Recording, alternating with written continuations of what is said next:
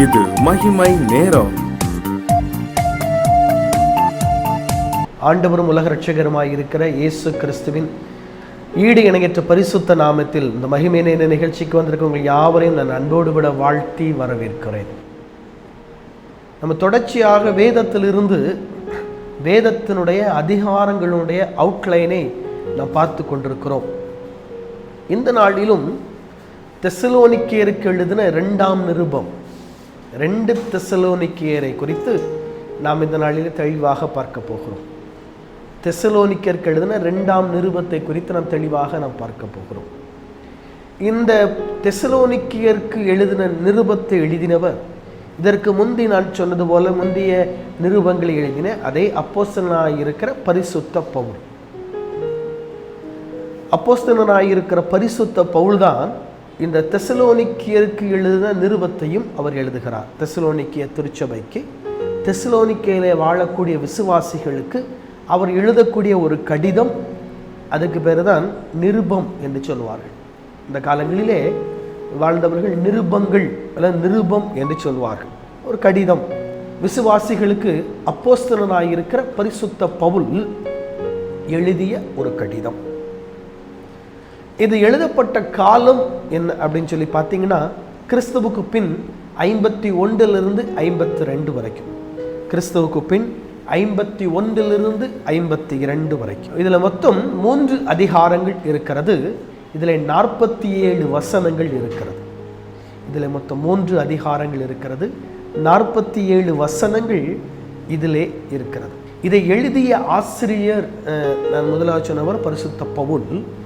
இதனுடைய கிரேக்க பதம் பரிசுத்த வேதாகமம் 2 காரியங்களில் எழுதப்பட்டது. அதாவது ஆதியாக முதல் மல்கியா வரைக்கும் எபிரேய மொழியிலே எழுதப்பட்டது. மத்தேயு முதல் வெளிப்படுத்தின விசேஷம் வரைக்கும், அதாவது பழைய ஏற்பாடு எபிரேய மொழியிலும் புதிய ஏற்பாடு கிரேக்க மொழியிலும் எழுதப்பட்டது.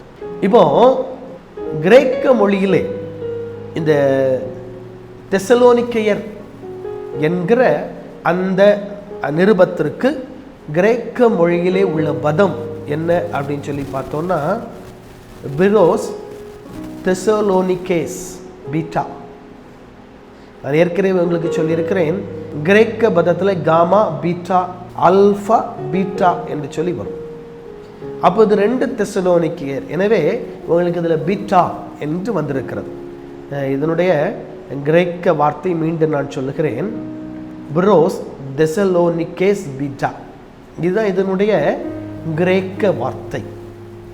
இதில் மற்ற அதிகாரங்களுக்கு இருப்பது போல முன்னுரை அப்போஸ்தலனாகிய பவுல் திருச்சபையாருக்கு எழுதக்கூடிய முன்னுரை அல்லது முகவுரை பிரசங்கம் அல்லது முகவுரை வார்த்தைகள் இந்த அதிகாரத்திலும் இருக்கிறது.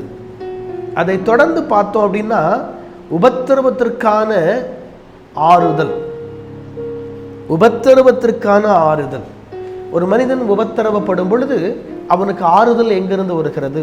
அது ஒரு மனிதன் கஷ்டப்படும் பொழுது அவனுக்கு ஆறுதல் எங்கிருந்து வருகிறது? ஆறுதலை கொடுப்பது யார்? ஆறுதல் எவ்வாறு வருகிறது என்று சொல்லி இங்கே இந்த அதிகாரங்களிலே, இந்த 3 அதிகாரத்திலே ஒரு அதிகாரத்திலே உபத்திரவத்திற்கான ஆறுதல் வருகிறது. அடுத்தபடியாக தீர்க்க தரிசனத்தை பற்றிய குழப்பம்.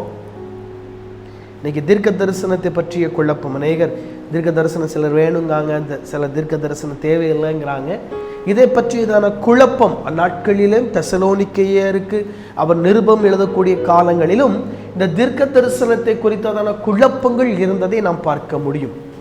இந்த குழப்பத்தை குறித்து அதை பற்றியதான தெளிவான ஒரு விளக்கத்தை இங்கே அப்போஸ்தலனாகிய பவுல் இங்கே சொல்லுகிறதை நாம் பார்க்க முடியும். அப்போஸ்தலனாக இருக்கிற பரிசுத்த பவுல் இங்கே அவர் சொல்லுகிறதை நாம் பார்க்க முடியும். கடைசியாக முடிவுரை.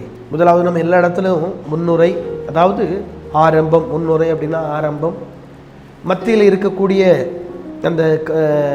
அந்த கூட்டத்தினுடைய அல்லது அந்த பேச்சினுடைய மைய பொருள் அல்லது கருப்பொருள். கடைசியாக முடிவுரை அல்லது நன்றி உரை நம்ம சொல்லுவோம்ல, நன்றி உரை. இதே மாதிரி இது ஒரு முடிவுரை, ஃபைனல் ஒரு முடிவுரை.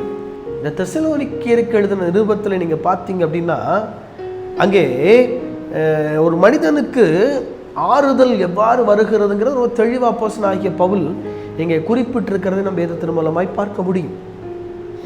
அப்போஸ்தலனாகிய பவுல் அவர் எல்லா நிருபங்களிலும் எழுதும் போது கூட கிருபையும் சமாதானமும் என்ற வார்த்தையை அவர் பயன்படுத்துவார். அடிக்கடி அவர் கிருபையும் சமாதானமும் என்ற வார்த்தையை இங்கே அப்போஸ்தலனாகி இருக்கிற பவுல் பயன்படுத்துகிறதை நம் வேதத்தின் மூலமாய் நாம் பார்க்க முடியும். அந்த கிருபையும் சமாதானமும் ஒவ்வொரு மனிதனை ஆட்கொள்ளும் பொழுது, ஒவ்வொரு மனிதனுக்குள்ளாக அந்த கிருபையும் சமாதானமும் கடந்து வரும் பொழுது, அந்த கர்த்தர், அந்த ஆண்டவர், நம்ம ஆராதிக்கிற நம்ம தெய்வம் நம்முடைய வாழ்க்கையிலே கிருபையும் சமாதானத்தையும் கட்டளையிட வல்லவர். அவர் நம்முடைய வாழ்க்கையிலே கிருபையும் சமாதானத்தையும் கட்டளையிடுவாராக. தலைகளை தாழ்த்தி நாம் ஜெபிப்போம். அன்பின் ஆண்டவரே, உமக்கு ஸ்தோத்திரம். கிருபையும் சமாதானம் என்னுடைய வாழ்க்கையிலே அருளி செய்கிற கர்த்தர், என்னுடைய வாழ்க்கையிலே கிருபையும் சமாதானத்தையும் கர்த்தர் அருளி செய்யும்படியாக ஜெபிக்கிறோம். இந்த மகிமையான நிகழ்ச்சியை பார்த்து கொண்டிருக்கிற ஒவ்வொரு கர்த்தர் ஆசீர்வதிப்பீராக. தன்னுடைய வல்லமையான மாறாத உன்னதமான கர்த்தர் ஒவ்வொரு ஆசீர்வதிக்கட்டும். இயேசு கிறிஸ்துவின் நாமத்தில் ஜெபிக்கிறேன் பிதாவே, ஆமென்.